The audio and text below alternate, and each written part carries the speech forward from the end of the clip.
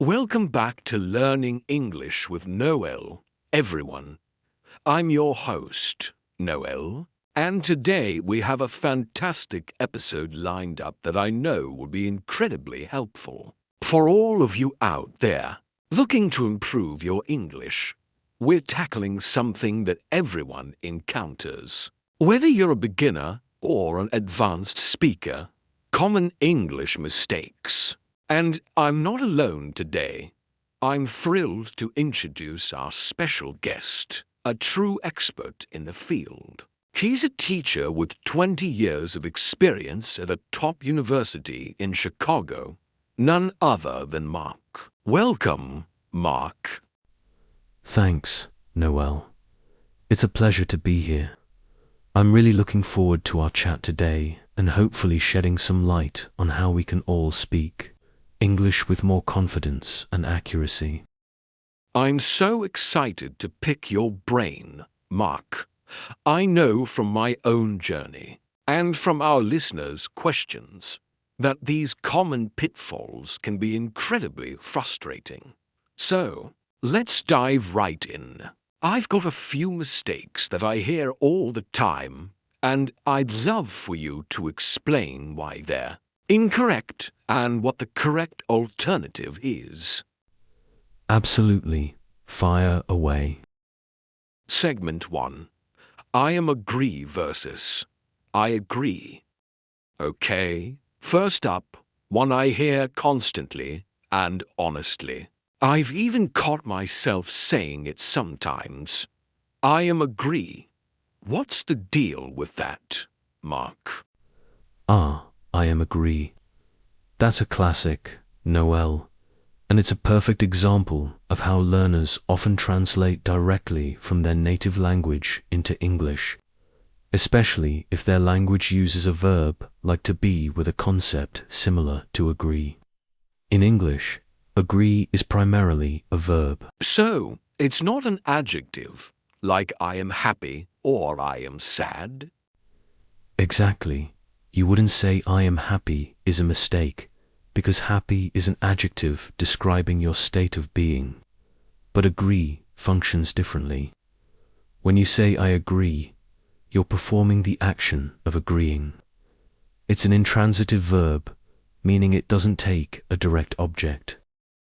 So, the correct way is just I agree. Simple as that. Simple as that. I agree with you. I agree on that point. They agreed to the terms.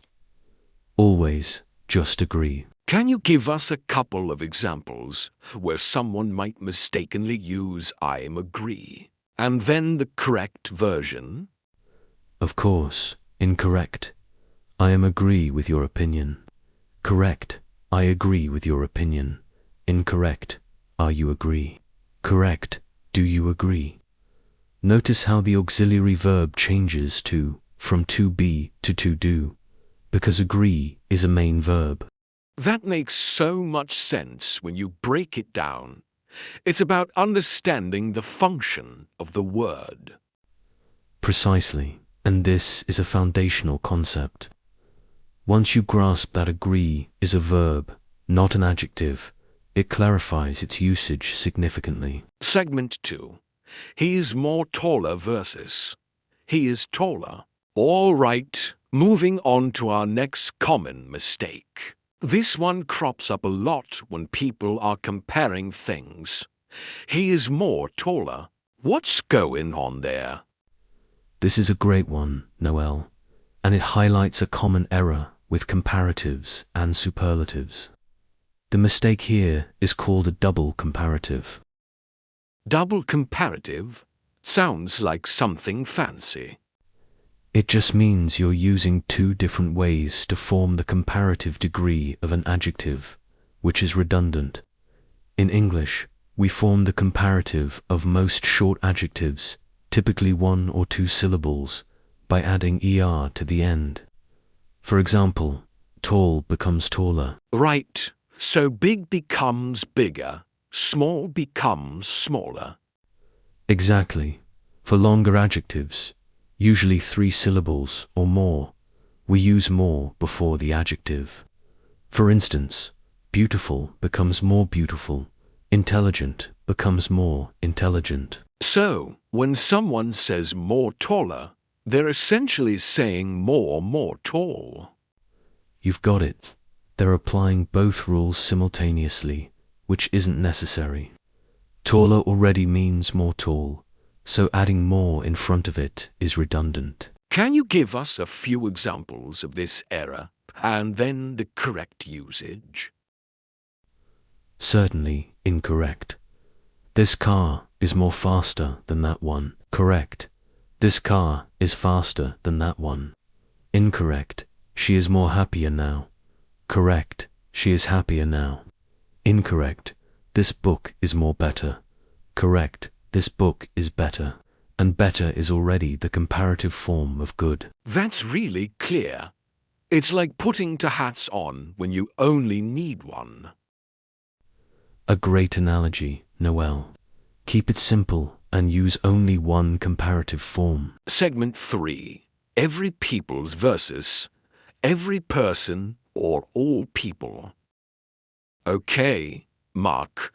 Next up we have every people's. I hear this one pretty frequently. What's the issue here? This is another excellent point, Noel. And it stems from a misunderstanding of how every works with countable nouns in English. The word every is always followed by a singular countable noun. So, even though every refers to a group, the noun itself is singular. That feels a bit counterintuitive. It does, doesn't it? But think of every as meaning each single one. So, when you say every, you're talking about each individual unit within a group, one at a time. Therefore, the noun that follows must be singular.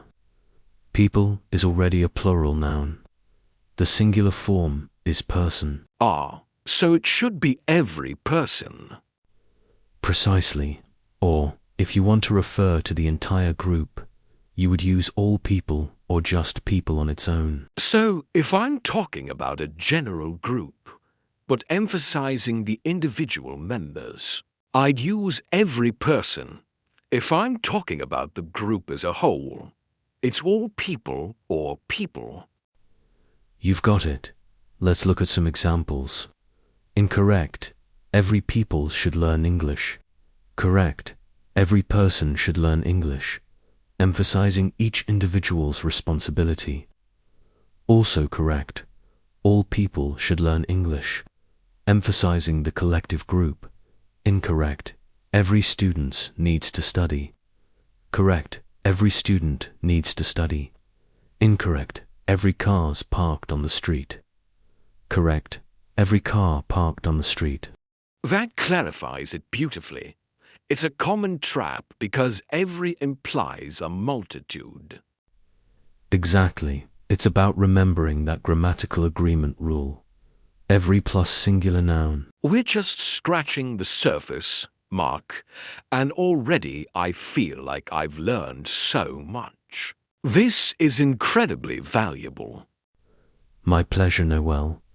These are the kinds of specific points that, once understood, really boost a learner's confidence and fluency. We've already uncovered some really common and tricky mistakes, Mark, and I'm feeling so much more confident just listening to you explain them. But I know there are so many more out there. Let's tackle another one that I see in emails and professional correspondence all the time. Ready when you are, Noel. Segment 4. I look forward to hear from you versus I look forward to hearing from you. Okay, this one is rampant. I look forward to hear from you. It sounds almost right, doesn't it? But I've been corrected on it before. What's the correct form and why? You're absolutely right, Noel. It does sound almost right. which is why it's such a persistent mistake. The correct form is, I look forward to hearing from you. The reason lies in the grammar rule concerning prepositions. Prepositions, like to, for, with. Exactly. In the phrase look forward to, the word to hear is not an infinitive marker like in to go, to eat. Instead, it's a preposition that is part of the phrasal verb look forward to. And here's the crucial rule. When a verb follows a preposition, that verb must almost always be in the gerund form. So, the ing form, are, the gerund. I remember learning about those. Yes, the gerund, it functions as a noun. So, you're looking forward to the action of hearing. Think about other examples. I'm interested in learning. She's good at playing the piano. Thanks for helping me. In all these cases, the verb after the preposition is a gerund. That makes so much sense. So, it's not to plus base verb. It's preposition to plus gerund. Precisely. It's a very common point of confusion because to is so often associated with the infinitive. But in this specific phrasal verb, it acts as a preposition.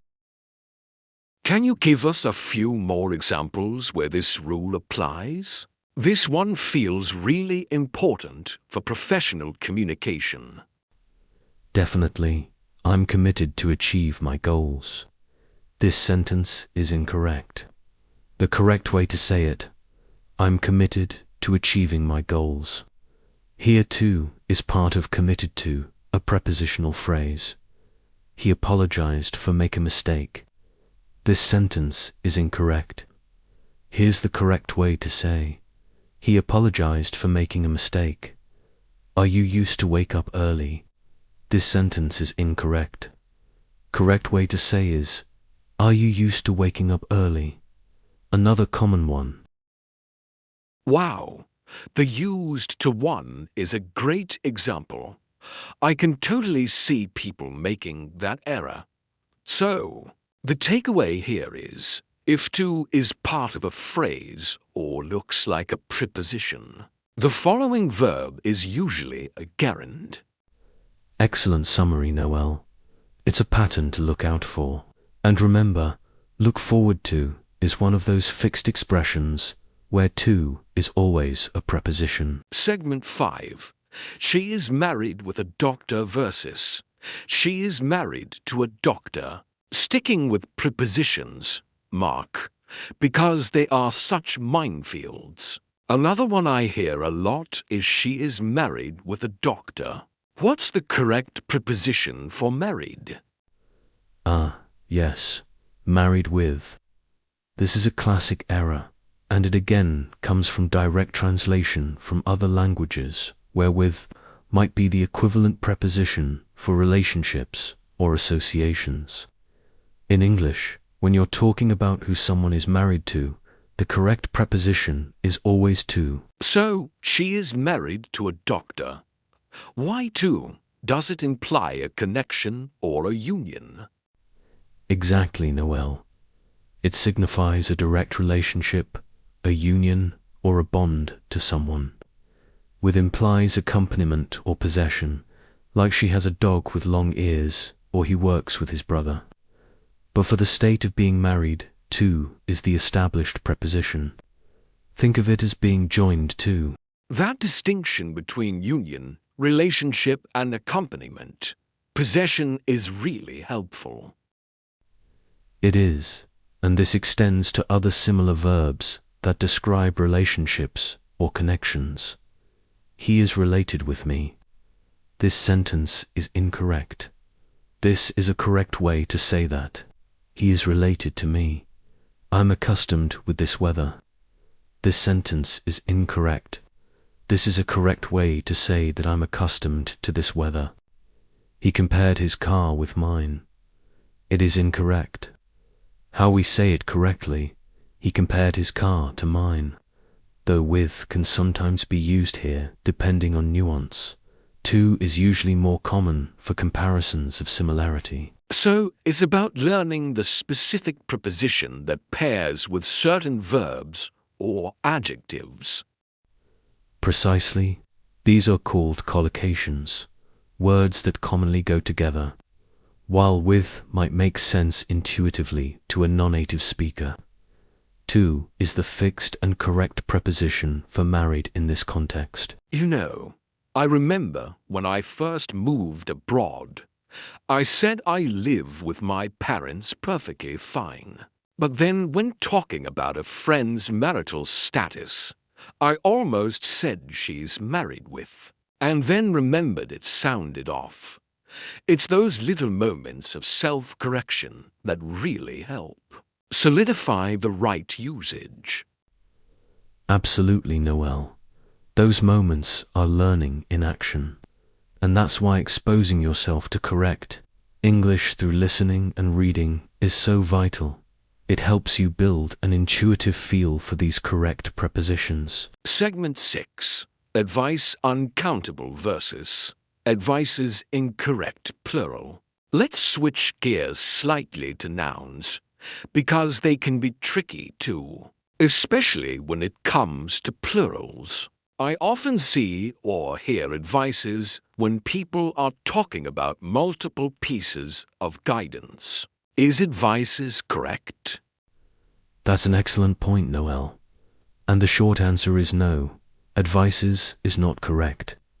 Advice is an uncountable noun in English. Uncountable. So, like water or information, you can't say to waters or three informations. Exactly. You've got it. Just as you can't have two waters unless you mean two bottles or glasses of water, you can't have two advices. Advice refers to the concept of guidance or recommendations in general. So how do you talk about more than one piece of advice? Great question. You use pieces of advice or bits of advice. You use a partitive phrase, which is a phrase that indicates a part or quantity of an uncountable noun. Ah, like a glass of water, a piece of information. Exactly the same principle. He gave me many advices. This is not a correct sentence. The correct way is he gave me many pieces of advice. I need some advices on my career. This is not a correct sentence. The correct way is I need some advice on my career, or some pieces of advice. That's a super common one that I think a lot of people miss. It feels like it should be countable because you can get multiple ideas.